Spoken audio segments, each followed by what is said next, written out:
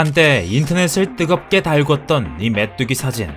아무리 봐도 합성 같지만 실제로 존재한다고 한다. 이렇듯 남들보다 비정상적으로 큰 동물도 있지만 말도 안 되게 작은 녀석도 존재한다는 사실. 그래서 준비한 비정상적인 크기를 자랑하는 동물들. 지금 바로 시작하니 딱 집중!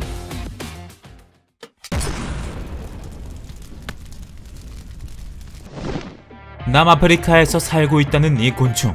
곤충 주제에 눈도, 부리도, 심지어 다리에 난 가시까지 쓸데없이 선명하게 잘 보인다. 긴 설명 필요 없이 생김새부터 유해한 곤충임을 밝히는 이 녀석, 갑옷 땅 귀뚜라미다.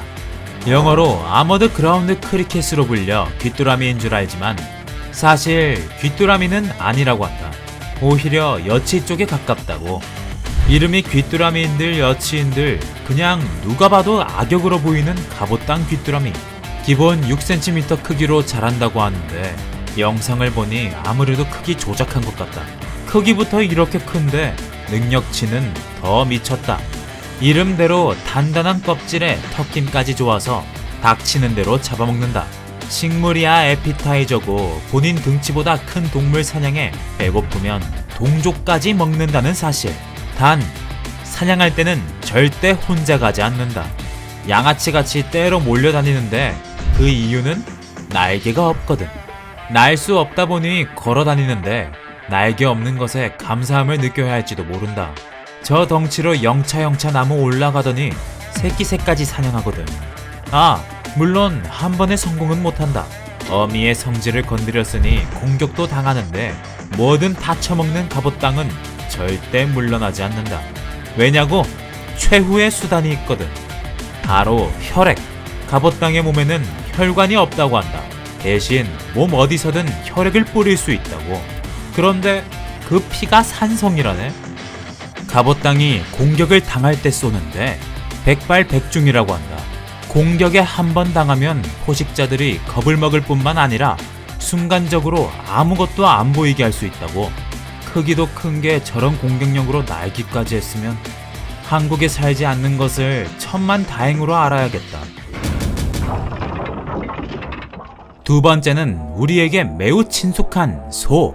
그만큼 종류도 많고 크기도 다양한 소.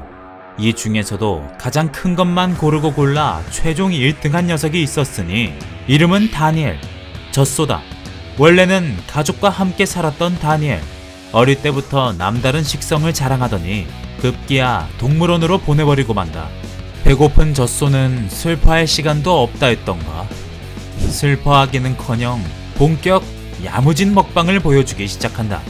매일 꼬박꼬박 건초 23kg씩 챙겨 먹고 하루에 70kg에 가까운 대변 배출까지 먹고 싸고의 정석으로 기네스 신기록까지 올랐다고 한다. 이렇게 혈기왕성한 다니엘은 길이만 193cm에 몸무게는 1톤이 넘는다고 한다. 크기가 남달라서 왠지 무서울 것 같지만 전혀 그렇지 않았다고.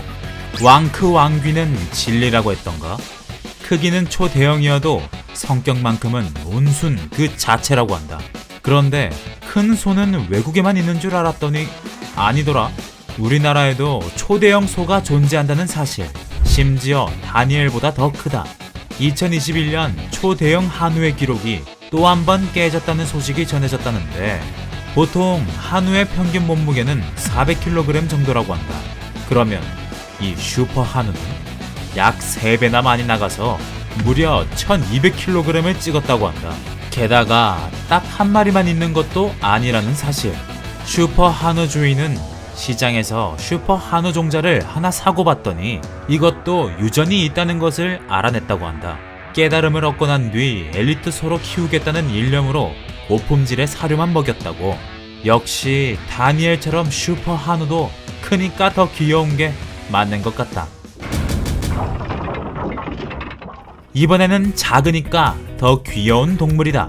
이름은 유리개구리로 고작 3cm에서 6cm 크기로 자라는 아주 쪼만한 동물이다. 크기며 생김새며 얼마나 귀여워. 그래서 한국에서는 젤리개구리라고도 불린다고. 작고 소중한 유리개구리의 가장 큰 특징, 바로 온몸이 투명하다는 것. 밑에서 보면 투명하다 못해 몸 안에 있는 심장까지 다 보일 정도라고. 연약한 피부에 크기까지 작아 이 험한 세상 어떻게 살아갈까 싶지만 저게 다 전략이라고 한다. 보통 야생의 세계에서는 화려한 색상으로 몸을 위장하는 경우가 많다. 그러나 색상을 쓰지 않아야 이득을 보는 특별한 경우도 있다는 사실. 바로 유리개구리처럼 말이다. 유리개구리가 주로 살고 있는 곳은 중남미 정글. 1년 내내 더운 곳이다 보니 정글에 있는 나무들 역시 1년 내내 녹색이라고. 사시사철 주변이 죄다 녹색인데 화려한 색상으로 개구리 몸을 감쌀 이유가 전혀 없다는 말씀.